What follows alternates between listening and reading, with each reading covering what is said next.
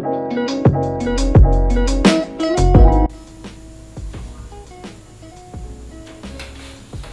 teman, perkenalkan nama saya Komang Pujaksana dengan NIM 1917051152. Saya merupakan mahasiswa dari Universitas Pendidikan Ganesha dari kelompok 294 KKNBD tahun 2021 Desa Sanggereteng. Pada kesempatan kali ini saya akan membahas tentang bagaimana pembuatan umpan pancing dan pemasaran produk berbasis online. Sebelum kita membahas tentang pemasaran produk berbasis online, terlebih dulu kita membahas tentang bagaimana cara pembuatan produk umpan pancing, dan videonya sebagai berikut ini. Oke, sebelum kita membahas tentang cara membuat umpan pancing, terlebih dulu kita harus memahami apa itu umpan pancing. Secara sederhana, umpan pancing adalah suatu media yang digunakan oleh para nelayan untuk menangkap ikan. Umpan pancing sebenarnya ada dua, yaitu yang pertama adalah umpan pancing dengan bahan alami dan umpan pancing dengan bahan buatan. Umpan pancing dengan bahan alami adalah umpan pancing yang menggunakan umpan dari bahan alami dari alam seperti ikan kecil, cumi, dan lain sebagainya. Sedangkan umpan pancing yang menggunakan bahan buatan adalah seperti metal jig, popper, dan umpan tiruan ikan menggunakan kain. Pada kesempatan kali ini saya akan membahas tentang bagaimana cara membuat umpan pancing buatan menggunakan bahan kain. Oke, tanpa basa-basi kita masuk ke langkah-langkahnya. Yang pertama, siapkan alat dan bahan. Alat dan bahannya sebagai berikut ini.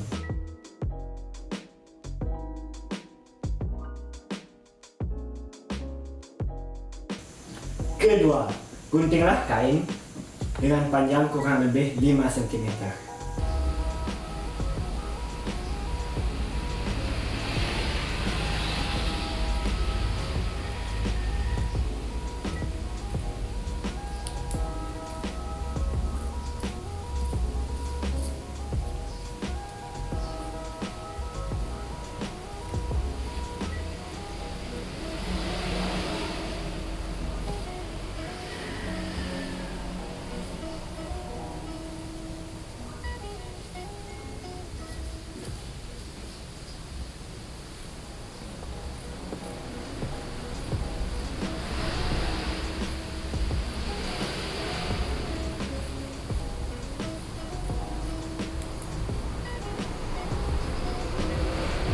Oke, kain telah tergunting dengan panjang kurang lebih 5 cm. Ketiga, pisahkan kain sehingga mudah nantinya untuk dirakit. Cara memisahkan kainnya adalah dengan mengambil secara sedikit demi sedikit kain sampai dirasa cukup untuk membuat umpan pancing. Jangan pernah mengambil kain secara banyak bersamaan, karena itu tidak akan memudahkan dalam mengambil kain, namun dapat mempersulitnya, karena ketika kita banyak mengambil kain secara keseluruhan, permukaan kain akan menjadi kusut sehingga nantinya akan mempersulit kita dalam mengambil kain. Seperti inilah kain yang telah dipisahkan, dan lakukan kepada kain-kain yang lainnya. Keempat, satukan kain yang telah dipisahkan dengan kail pancing dan senar kecil dengan panjang senar sekitar 25 cm. Cara menyatukannya adalah, pertama, ambil senar dengan ukuran kecil. Kedua, ambil pancing, masukkan senar ke lubang kail pancing. Letakkan kain, lalu buat lingkaran. Usahakan lingkarannya berukuran cukup besar agar nanti ketika ujung dari senar ini dapat lebih panjang.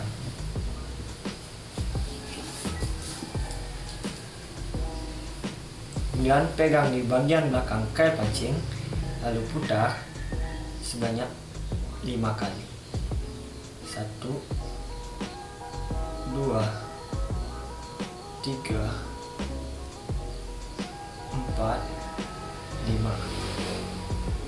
Pegang dan tarik senar. Angkatkan, lalu potong bagian senar pada bagian belakang.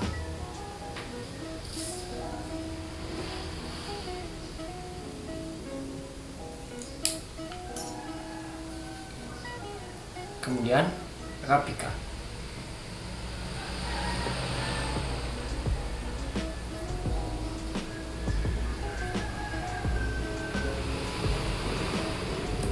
Dapat menggunakan air untuk memudahkan dalam merapikan. Saya ulang lagi. Pertama, ambil senar kedua pancing, masukkan senar ke dalam lubang pancing.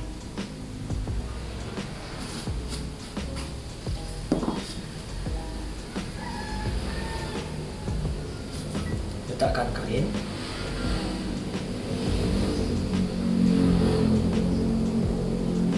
Buat lingkaran. Pegang kail pancing di bagian belakang, lalu putar 1, 2, 3, 4, 5. Kemudian tarik senar. Angkatkan dan potong senar di bagian belakang. Kemudian rapikan.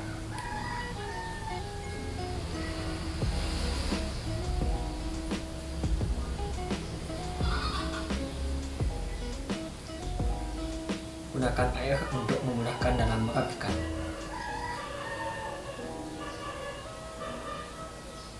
Beginilah hasil dari umpan pancingnya.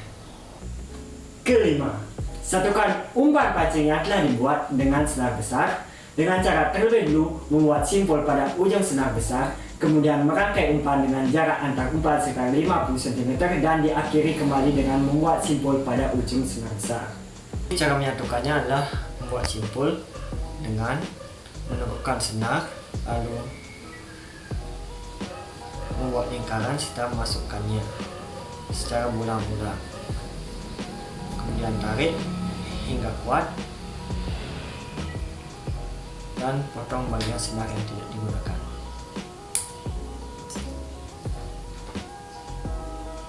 Kemudian kaitkan dan pancing ke senar besar.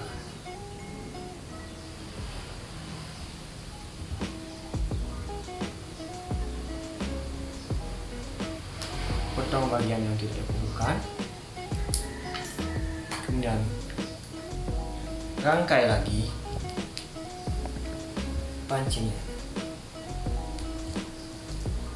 Untuk mempersingkat waktu, saya akan mengaitkan dua pancing saja.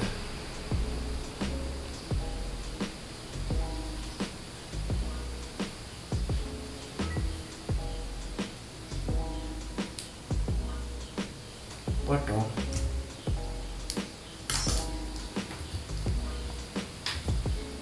dan diakhiri dengan membuat simpul kembali. Caranya sama, buat lingkaran, masukkan sebanyak 3-5 kali dan tarik hingga kuat.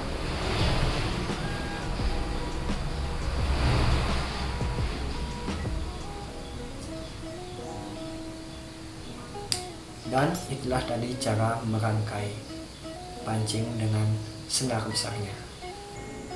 Keenam dan yang terakhir, umpan yang telah selesai dirangkai kemudian digulung pada batang bambu sehingga umpan pancing siap untuk digunakan.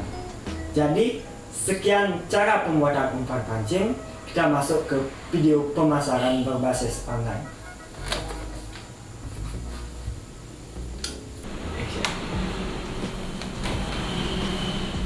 Oke, setelah kita melihat tentang bagaimana cara pembuatan umpan pancing, mari kita masuk ke pemasaran berbasis online. Pemasaran online. Pemasaran online ada praktik memanfaatkan saluran berbasis web untuk menyebarkan pesan tentang merek, produk, atau layanan perusahaan kepada calon pelanggannya. Secara lebih singkatnya adalah, pemasaran online merupakan kegiatan memasarkan produk berbasis online atau dengan bantuan jaringan internet. Pemasaran online memiliki keuntungan dari pemasaran konvensional, yaitu pertama, mengurangi biaya pemasaran. Kedua, memudahkan menuju target sasaran dari produk. Ketiga, jangkauan yang lebih luas. Terdapat banyak jenis pemasaran online seperti yang pertama, email pemasaran. Kedua, influencer marketing. Tiga, pemasaran konten. Empat, pemasaran berbasis web. Lima, pemasaran media sosial. Dan masih banyak yang lainnya. Pada video kali ini akan menitik beratkan pemasaran online dengan jenis media sosial. Hal ini dikarenakan pemasaran dengan media sosial dirasa sangat tepat dalam menyasar target konsumen dari umpan pancing, yang mana para target dapat dibilang masih awam terhadap pemasaran online yang lainnya seperti menggunakan web dan email. Namun pada pemasaran media sosial, masyarakat dapat dibilang sudah sangat mengerti dalam penggunanya seperti penggunaan aplikasi Instagram dan Facebook.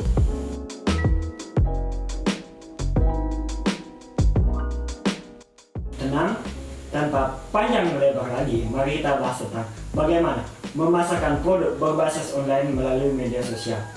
Langkah-langkahnya sebagai berikut ini, yaitu pertama, pilih media sosial yang banyak digunakan oleh target konsumen. Pilihlah media sosial yang banyak digunakan oleh target konsumen, baik itu WhatsApp, Instagram, Facebook, Twitter, TikTok, dan masih banyak lain sebagainya. Asalkan media sosial itu dapat menjangkau konsumen secara luas dan tepat. Kedua, buatlah konten yang unik dan mendeskripsikan produk secara keseluruhan. Buatlah konten yang dapat menunjukkan produk secara keseluruhan, mendeskripsikan produk dari bahan-bahannya, dan ingat untuk mencantumkan harga dari produk, karena kebanyakan konsumen malu untuk bertanya tentang harga produk. Ketiga dan yang terakhir, atur waktu pengunggahan konten. Pemostingan konten dapat dilakukan setiap 3 hari sekali atau 5 hari sekali, agar konsumen mengetahui bahwa kegiatan penjualan produk ini masih berjalan dan tidak adanya anggapan bahwa usaha ini telah berhenti karena tidak adanya produk baru yang diunggah dari media sosial yang digunakan. Oke, sekian cara pembuatan umpan pancing dan pemasaran produk berbasis online. Terima kasih telah menonton dan see you next time.